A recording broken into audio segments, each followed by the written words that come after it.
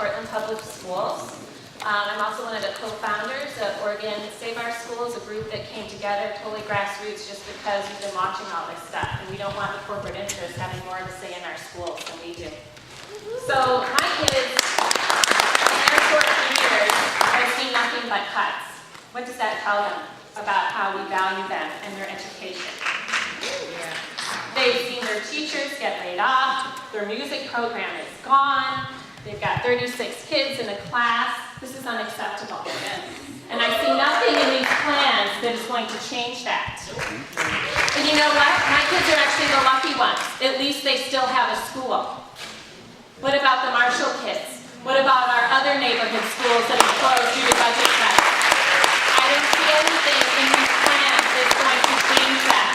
What I see is that a bunch of people who are far removed from the very people who should have the most significant input made these plans behind closed doors, and now they come here and they want us to react to their plans. Okay, and then they have the audacity to put on the top of this list your education funding top 10 list when they never came and asked us for a priority. Thank you. We're not that hard to find. Come to our schools. You don't even have to come to our schools. Why is it that our principals can send out a list asking us what we want to cut, but we don't get sent a list about what we want to fund? You don't have to do this dog and pony show and run around to 8 locations throughout the state and get select people to come here. How come you're not even sending these notices out to the public? How come you're not going out to the public? They can get it. This is a controlled setup. And you know what? Why do they get 10 priorities and we get to put our 5? I'm not saying that some of these aren't good, but you know what? I've got kids in elementary school. I don't have college kids, so what do? Put that as a 10 and have my kids duke it out with college kids and say their education is more important? What are we going to do? Have English language learners? That's important, but what? We're going to pit it against special education? Pit it against early learning? This is ridiculous.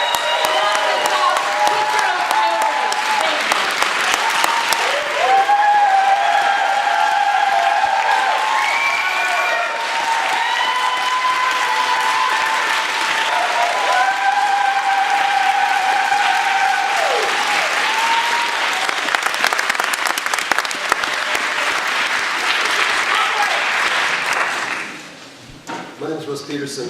I'm an English teacher in Portland and Northeast Portland, and I'm here to speak truth to power. I'm sorry Randy Cruz isn't here to hear me, but we'll go with that. In the words of Fannie Lou Hamer, I'm sick and tired of being sick and tired. I'm sick and tired of being asked to do more with less.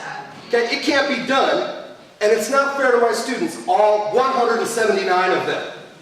Okay? Think about that for a minute. I have 179 students that I have to prepare for 40-40-20. How am I going to do that?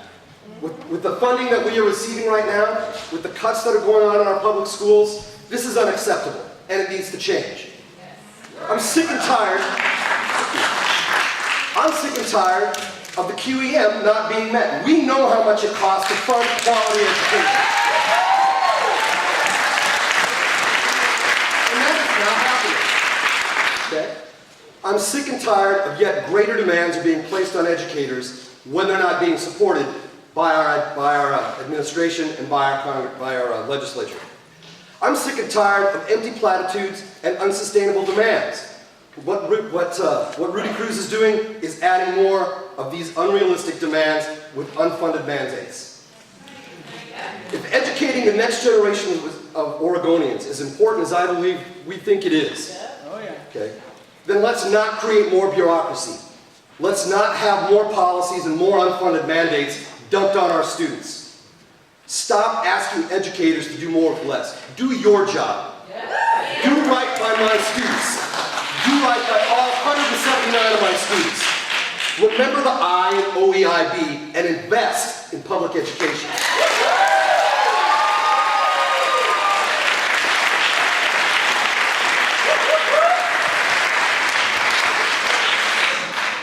It's a tough act to follow. I'm Jamie Zartler, a teacher here in Portland. And since this class size is even bigger than my class size, there are visual aids out in the audience that will be passed around.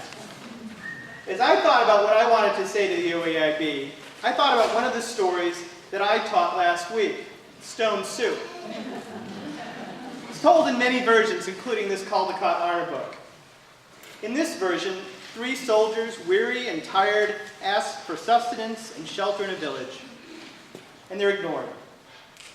Then the soldiers offer to make the village stone soup. The soup is built on all the soldiers can offer, a stone. Through the stone, the villagers see the value of adding just a little something to the pot. The educators of Oregon, with nothing more than stones, have been making soup for years. We have fed our students, our communities, and provided for our state future using Stone Age tools in the digital age. So perhaps it is understandable that you come here tonight to continue to ask us to do more with less. So perhaps it's understandable that you come here tonight asking us what we will sacrifice next. It may be understandable, but it is completely unacceptable. Yes! Enough is enough. I, for one, refuse to engage in the false choices you're asking us to make. Every student in Oregon needs to have access to a whole education. Our children are complex individuals who need access to reading, writing, arithmetic, and the arts, and physical education, and alternative education, and career and technical education, and special education, and a chance to try again when they're not successful the first time. Education in Oregon is now under the oversight of the OEIB. Let me remind you that the I stands for investment. But I don't see you working to invest. Where's the I? 2 minutes, sir. Would you go over 2/3 of a bridge? No! Can we run schools on 2/3 of a budget? No! Where's the I? Where's the eye?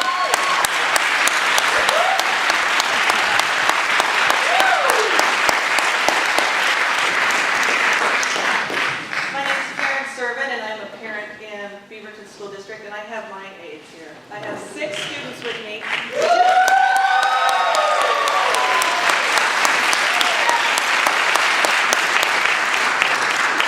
So 2 of these are my kids.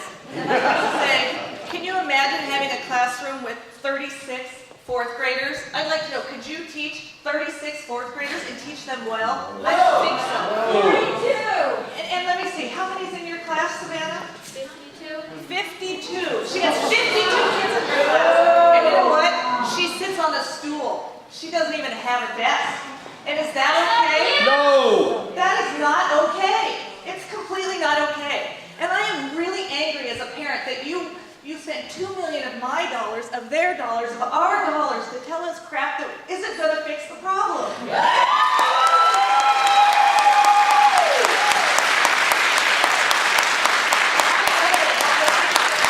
Money so we can have teachers in the classroom. My son's teacher has to spend so much time doing testing that he already knows because he's a teacher and he knows who needs the help. But if he had 25 students, he could actually spend the time necessary to help the kids. But he can't because he has to do your mandatory testing. It's not okay, and we are sick of it. As parents and as taxpayers, I am sick of not having my schools funded, of having my son, and how many kids are in your PE class? 52. 62 kids. How is this okay? It is completely not acceptable. And PE is now down to, let's see, 1 day every 6 days, he gets PE. It's not acceptable. And you all should be ashamed for recommending this pile of crap.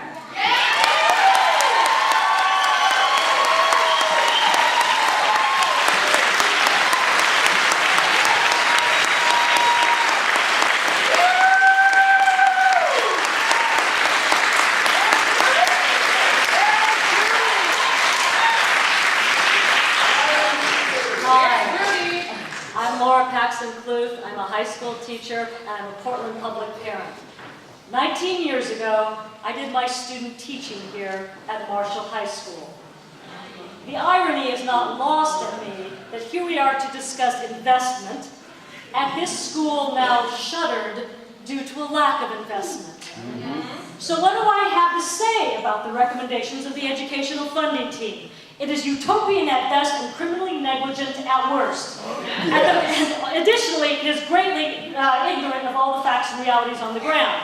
If you adopt these recommendations, more money will be sucked from schools to fund yet another vision of reform and a new layer of bureaucracy. I've read about regional student achievement centers, 6 of them, and I find out tonight we are to be refreshed and energized at them. Like at a spa, I wonder. Am I to go there on my own time, or will teachers be pulled out of classrooms repeatedly for mandatory in-services? Multiple testing opportunities, of course, and let's not kid ourselves, testing is a highly expensive endeavor. Ooh, not to mention really lucrative for those who make the tests.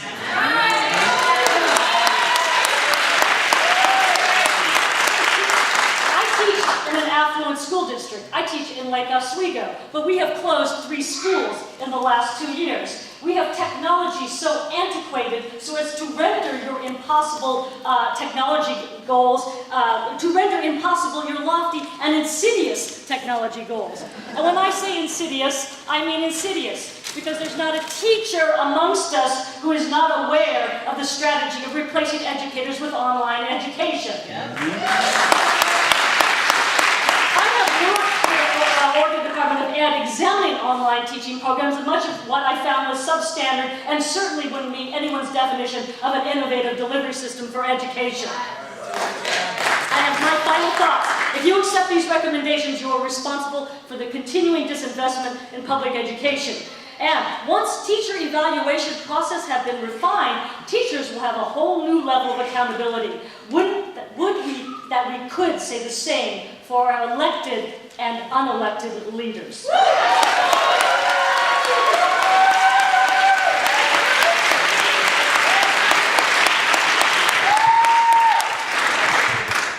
Good evening, everyone. My name is Tiffany Dollar. I just want to say thank you for being here.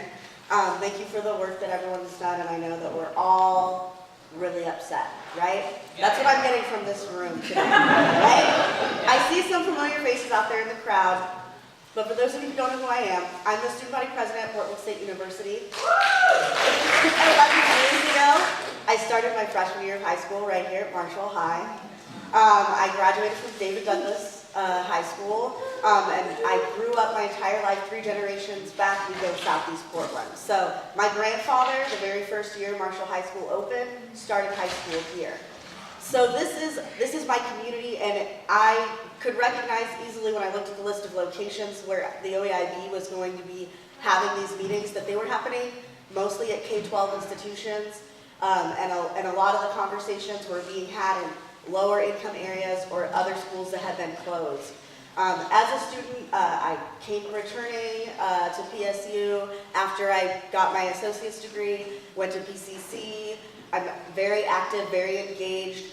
Oregon students at community colleges and universities care. We just registered 50,000 of our peers in the state of Oregon.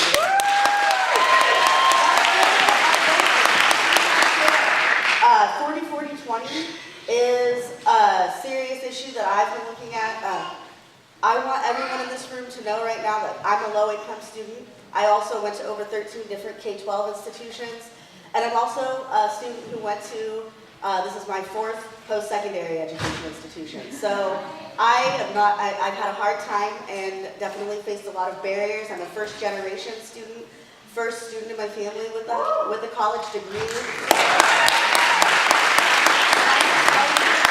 Some of the things that some of the folks who talked from PCC earlier said, that when we're cutting and we cut services that are really important to students like me, those 40-40-20 students, because we need first-generation students and we need returning students to reach those goals, those are the servicing cuts that hurt me the most, okay? It's week 4. I'm an Oregon Opportunity Grant recipient, and I was selected for an audit to make sure that I wasn't falsifying the tax information. And I still don't have my financial aid. My financial aid has not been dispersed for fall, and it won't be for another week. And I know that's not the fault of the people working in the financial aid office, because they are overburdened. Because more than a month since my paperwork was turned in, and they're still processing paperwork from 3 days before mine. And it's taking more than a single day to process that single day's worth of paperwork. At PSU, students pay over 80% of the operating costs of that institution. The state only gives us about 12% of what it costs to run us. Guess what? I really don't want my tuition dollars being siphoned off for a local board to staff another layer of bureaucracy, because I want that money coming to me as a student. That's really important to me. I want my teachers, I want my support staff to be well funded. A lot of folks earlier already talked about the Student Success Task Force said it's access, it's funding. These are things that are important. Only 2 out of every 10 students who receive or who are awarded a grant, who qualify for the Oregon Opportunity Grant, actually receive it. So think about those things. I know I'm way over time, and I'm sorry to those of you who are coming after me. There's not a lot of people here speaking to the issues of post-secondary education. So I really appreciate the fact that we had folks here from PCC earlier, and I know there's some students from Clackamas Community College out there in the crowd as well. 40-40-20 means that we want to go to post-secondary education institutions. It means we need PCC, it means we need PSU. PSU graduates the largest graduate classes in the state of Oregon, and 80% of those students are Oregonians, and that is 40-40-20. Thank you.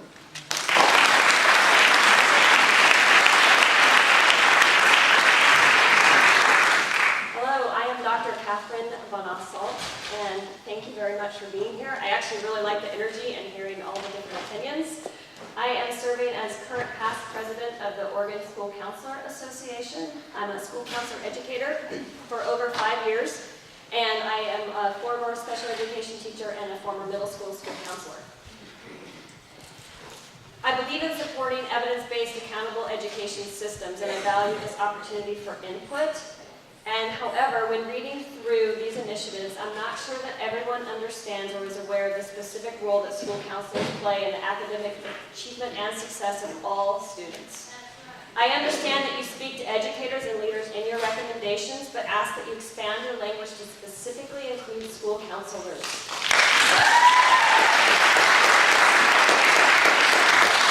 School counselors have specialized training to address academic, career, personal, and social needs of all students K through 12 and college preparedness.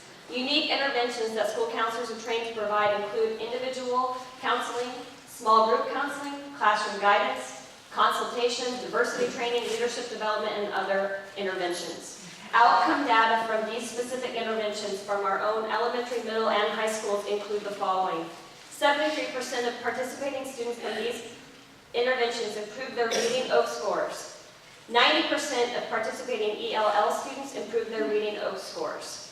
At the middle school level, participating students demonstrated higher GPA averages, attendance, and lower behavioral referrals. At the high school level, data indicated that 21% more students indicated that they would attend a 4-year college, and 20% more students indicated that they would attend a 2-year college than the previous year from the school counselor interventions at the high school level. In closing, and as a parent of 2 Portland Public School students, we are asking that you consider the evidence-based outcomes from comprehensive school counseling programs and include school counselors in both the conversations and continuing investment and funding. Thank you.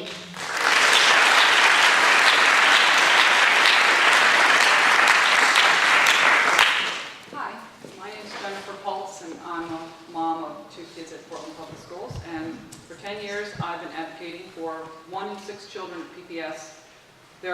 These 1 in 6 children make up 80% of the kids in special ed. These 1 in 6 children have dyslexia. It's a neurological condition that is denied by Portland Public Schools every day. One of OEIB's goals is to improve reading scores. If you want to improve reading scores, take care of the needs of these children. 1 in 6, that's 5 children per classroom. And it's a spectrum like autism. Mild, moderate, severe, profound. The Tiger-Tualatin RTI model is a great beginning. Although they have the R, the response, they do not have the intervention. Nobody does. There are programs that work. Tualatin doesn't have them. PPS doesn't have them. They don't have the intervention. Even though 80% of the kids in special ed are dyslexic, that's 80% are dyslexic. There's barely a handful of SPED teachers in Portland Public Schools that are trained in the proper curriculum. PPS has ignored the science and jumped on the latest fad of curriculum being sold to them. I had a principal say to me, well, you know, children just need rich literature. Put them in the library. They'll learn to read. 80% of children need to have instruction on reading. Only 10 to 15, maybe 20% at the most can just pick up a book and start reading. That's why we are having failing schools. Intervention is the key. If these kids don't get proper intervention in K through 2, which Texas has a law, I would have moved to Texas had I known this. Although, tough to say that. Maybe Austin. I'm thinking Austin. Okay. Intervention is the key, and if these kids don't get good intervention in K through 2, then they will not reach the reading goal of reading 3rd grade by 3rd grade. They need to put their money into the training of SPED teachers. 2 minutes now. And get them trained in one of the 5 programs that work. We know there are 3 groups in Oregon that are working on dyslexia. They have those 5 programs. They can train the teachers. I've known every single special ed director in the past 6 years at Portland Public Schools. They have poo-pooed us every single time, brought in all of, the smart volunteers and all that sort of thing. It's doing nothing. We have to stop throwing our money away on programs that don't work.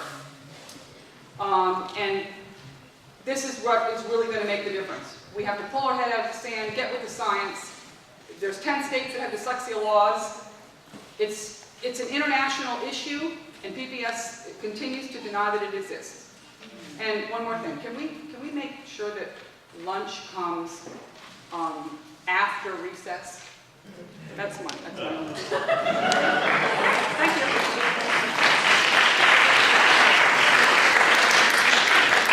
I'm Bill Glenn. I've been around Portland school issues for a long time. And I just want to face you because the questions, I came to answer 2 questions for you. What do you think are the 2 best ways, or what do you think are the best ways to measure schools' performance? I think what you're hearing tonight is that you need to base a school's performance on how it meets the needs of the child. Yep.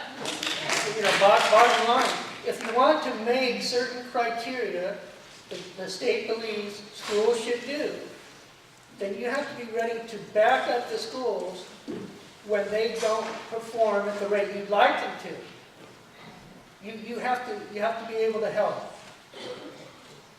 So, I also believe that you want to focus education, K through college, on the individual. You need individual data to do that. If Johnny goes to a school in kindergarten, Johnny doesn't speak English, Johnny has problems, you need to know what you're going to help Johnny with. You have to have a way to do that. So one way of measuring schools that seems to be prevalent is looking at the dropout rate. Well, it's needs-based education, so don't look at the dropout rate. Know that 30% or more leave high school early, and before they leave, make sure they have transition ideas in their mind. That's your obligation to the person who drops out. Where are they going to go? What are they going to do? If you don't provide them that information, you're negligent. And if when they get out in our society today, they don't have a job, that's negligence too.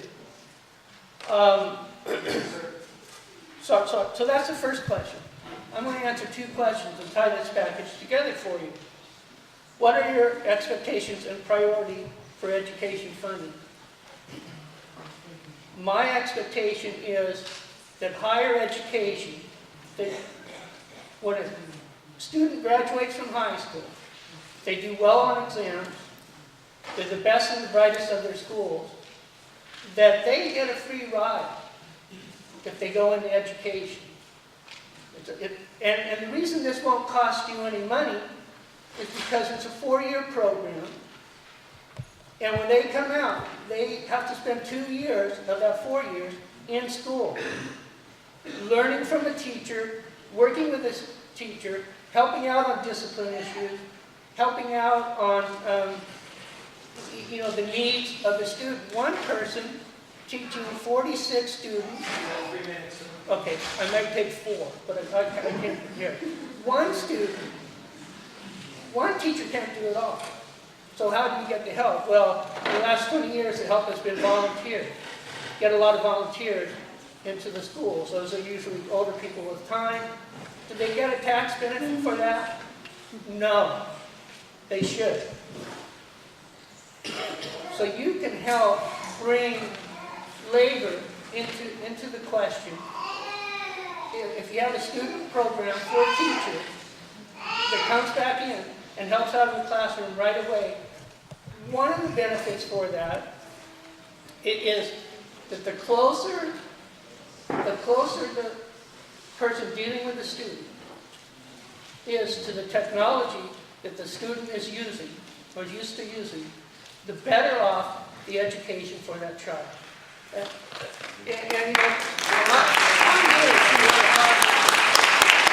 here